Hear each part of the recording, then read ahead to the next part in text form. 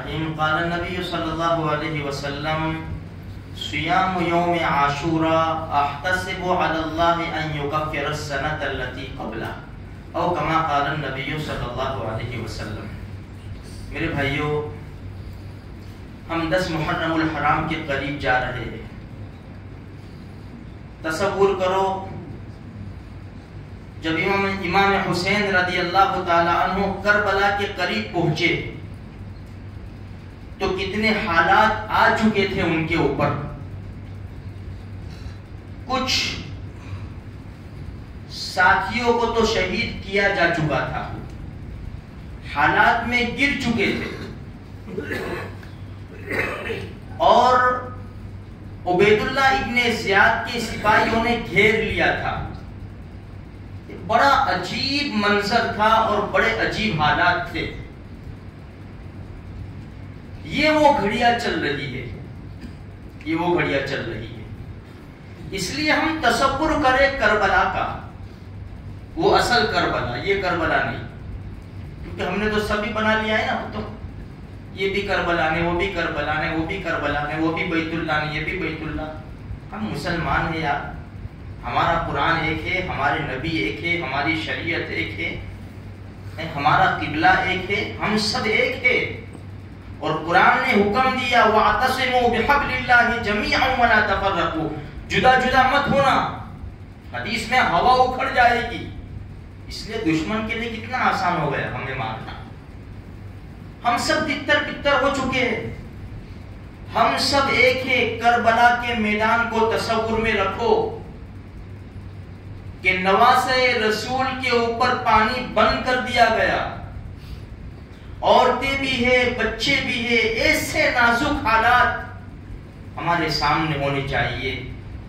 جب ایسے حالات ہمارے سامنے ہو، اللہ نہ کرے، اللہ نہ کرے ہمارے محلے کی کوئی ٹور چلی گئی کہیں، سب کے رشتہ دار ہیں، سب کے، پتا چلا کہ دشمنوں نے پوری بس کو گھیر لیا، کیا کریں گے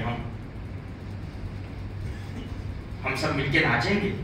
چلو ڈی جے نکالو، ڈی جے نکالو، گھیر لیا دشمنوں نے اپنے رشتہ داروں کو، کیا کریں گے ہم؟ تھوڑا تو تصور کرنا چاہیے میرے بھائی. یہ وہ دن چل رہے، ناچنے کودنے کے دن نہیں ہے بھائی. یہ بڑے زبردست دن ہیں، اللہ کو یاد کرنے کی مبارک گھڑیاں ہے. یہ 10 محرم الحرام پہلے سے برکت والا چلا آ رہا ہے. میں نے اس سے پہلے بھی کہا تھا، پہلے سے برکت والا چلا آ رہا ہے. نواسے رسول کی شہادت نے 10 محرم الحرام کو 4 چاند لگا دیے. ورنہ مشرکین مکہ بھی اس کی تعظیم کرتے تھے. ابھی جو بیت اللہ کا غلاف بدلا جاتا ہے وہ حج کے زمانے میں بدلا جاتا ہے تاکہ لوگ نہ ہو. اس زمانے میں بیت اللہ کا غلاف 10 محرم الحرام کو بدلا جاتا تھا. اس لیے کہ مشرکین مکہ جو تھے وہ ابراہیم علیہ نبینا علیہ الصلوۃ والتسلیم کی جو شریعت تھی، اس کے کچھ احکام تھے، وہ اس کے اوپر پیرا تھے. اس لیے نبی کریم صلی اللہ علیہ وسلم بھی ان کا ساتھ دیتے تھے. کن باتوں پر؟ جو ابراہیم علیہ نبینا علیہ الصلوۃ والتسلیم سے چلی آ رہی تھی.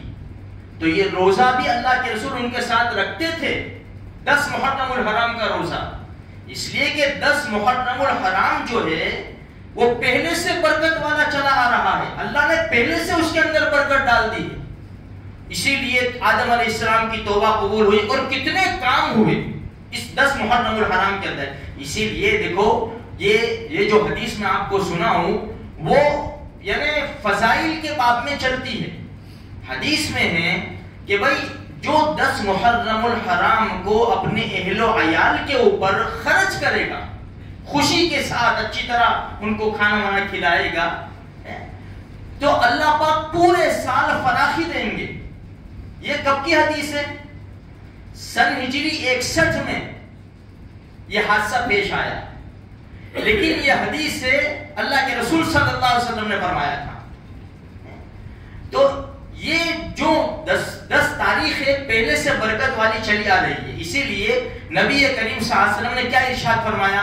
سیام و یوم عاشورہ، عاشورہ کے دن کا روزہ. یہ فرمایا عاشورہ کے دن کا روزہ میں اللہ سے امید کرتا ہوں کہ پچھلے 1 سال کے گناہ اللہ تبارک و تعالیٰ صغیرہ معاف فرما دے گا۔ پھر جب مدینہ منورہ تشریف لائے تو دنیا سے پردہ فرمانے سے 1 سال پہلے ہمارے نبی نے سنا کہ یہودی بھی روزہ رکھتے ہیں 10 محرم الحرام کا، تو ان سے پوچھا کہ تم روزہ کیوں رکھتے ہو؟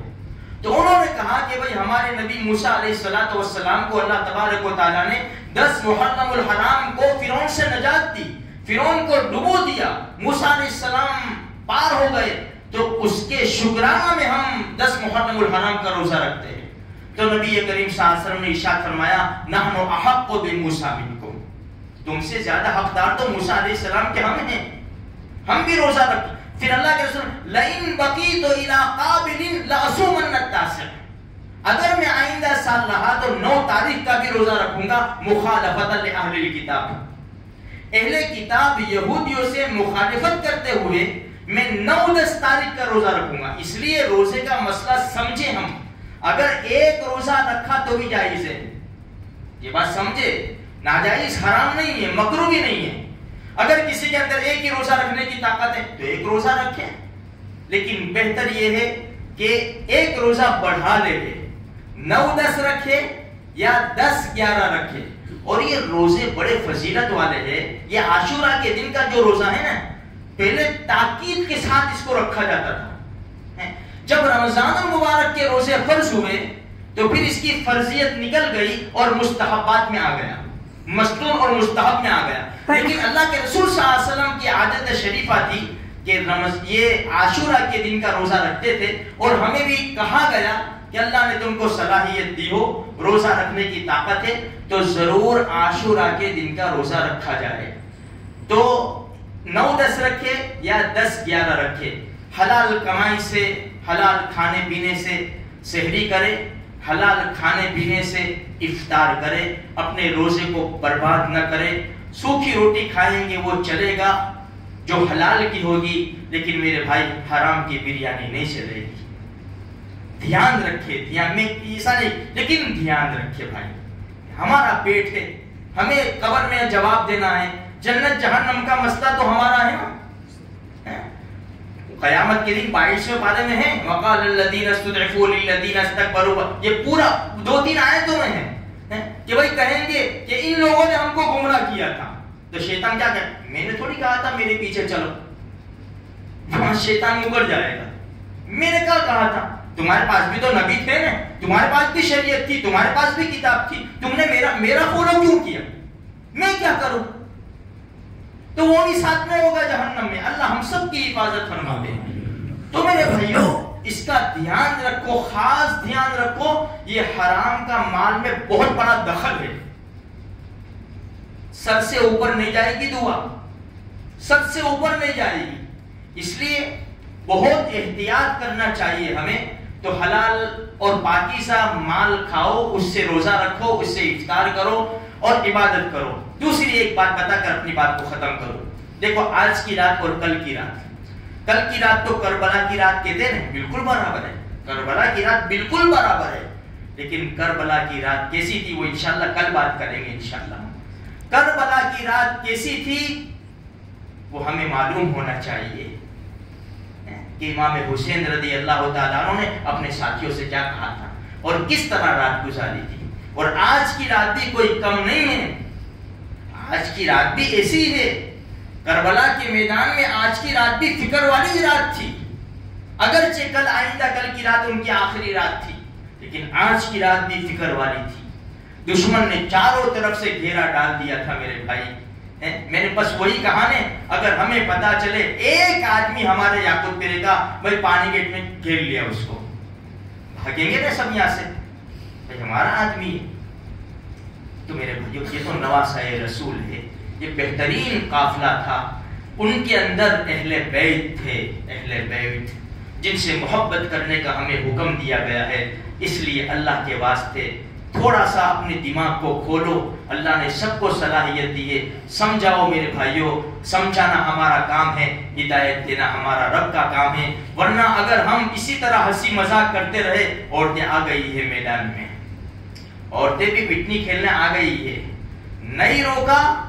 یہ بغیر گھوڑا جب بغیر لگام کے چلتا ہے نا پھر نہیں رکتا. ابھی لگام ہمارے ہاتھوں میں ہے, ہمارے ہاتھوں میں ہے, روک لو ابھی, ہمارے پاس طاقت ہے, چلے نکل. ہمارے گھر میں کوئی آئے, ہم کسی دادا گیری کرتے ہیں تو کیا محمد رسول اللہ صلی اللہ علیہ وسلم کی شریعت کے لیے دادا گیری نہیں ہو سکتی؟ ہم اپنے جان مال عزت کے لیے اپنی عزت قربان کر سکتے ہیں. محمد رسول اللہ صلی اللہ علیہ وسلم کی شریعت کے لیے ہماری عزت قربان نہیں ہو سکتی. اگر ہمارے اندر صلاحیت ہے, طاقت ہے, اللہ نے روک دیا ہے, روکو بھائی. نہیں ہوگا ڈانس, نہیں ہوگی پٹنی. اگر تیرے گھر میں تیرا باپ مر جائے تو تو پٹنی کھیلے گا, تو ناچے گا؟ تو ہماری ذمہ داری بنتی ہے. اس لیے میرے بھائیوں اللہ سے دعا بھی کرو, اچھی طرح روکو, سمجھا بجھا کر. اگر نہیں مانتے تو قرآن میں ہے بھائی دونوں فریقوں کو صلح کراؤ, اور اگر کوئی بڑھ چڑھ کر آتا ہے تو پھر تم بھی سختی سے کام لو. یہ قرآن میں حکم ہے. اس لیے ہمیں اچھی طرح سمجھانا ہے, ہمیں لڑائی جھگڑے نہیں کرنے. ہم ویسے ہی ٹوٹی ہوئی قوم ہیں, ٹوٹی ہوئی قوم ہے. اس لیے ہمیں کون سی بات کے اوپر عمل کرنا ہے؟ موسیٰ علیہ السلام اور فرعون, موسیٰ علیہ السلام اور ہارون علیہ السلام کو بھیجا تھا نا اللہ پاک نے فرعون کے پاس. اذهبا, دونوں جاؤ, اذهبا الى فرعون, فرعون کے پاس جاؤ. کیوں؟ انه طغى, اس نے ادھم مچا رکھی ہے, اس نے سرکشی کر رکھی ہے. پر جا کے کیا کرنا؟ فقولا له قولا لینا, نرم لہجے میں بات کرنا, نرم لہجے میں بات کرنا. لعلہ یتذکر او یخشی, تاکہ وہ نصیحت قبول کرے اور اللہ سے ڈر جائے. ہمیں لڑائی جھگڑے نہیں کرنے میرے بھائیوں. سمجھانا ہمارا کام ہے, ہدایت دینا اللہ کا کام ہے. اللہ تبارک و تعالی مجھے آپ کو سارے مسلمانوں کو دین کی صحیح سمجھ عطا فرمائے.